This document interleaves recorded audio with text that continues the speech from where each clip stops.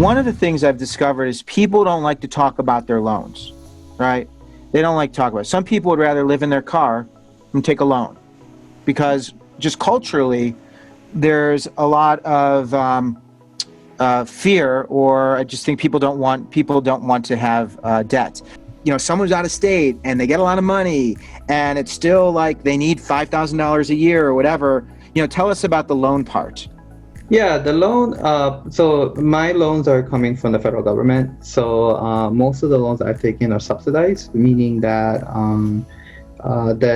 interest doesn't accrue while you're in school, which is compared to unsubsidized, which is it does while you're in school. And yeah, I mean the process is through the FAFSA. When you apply for FAFSA, you apply to be able to be applicable for loans, and there's a certain amount.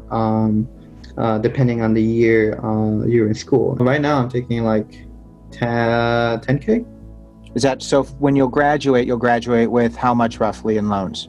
My goal would be like 20-30. When you graduate, do you know roughly how much it will cost you each month to repay that debt, those loans? Have you done the math?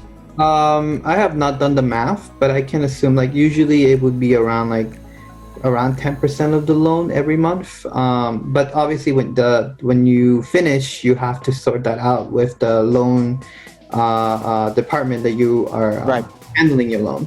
And so from there, it's like, it depends, there's a lot of factors to it. Like if I'm going to get a job, a good paying job, then we have to discuss the how much I'm going to be paying for that. Am I paying like a certain percentage? Sure. Just paying the minimum, there's a lot of this stuff. Or am I like consolidating my loans? It's very dizzying right now. For some people listening, they probably shut down.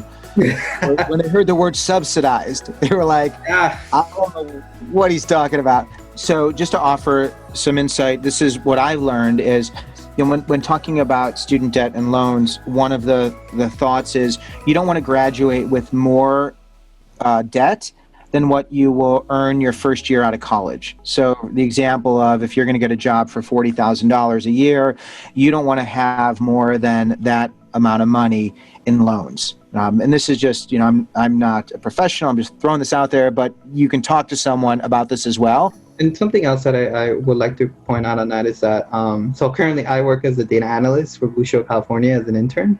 And so I had the opportunity to make some income in the summer. And so being able to pay off the loan as well, so that, when you reduce the amount you owe, the interest goes down and you pay less in the future. And so that's kind of what my tactic has been as well.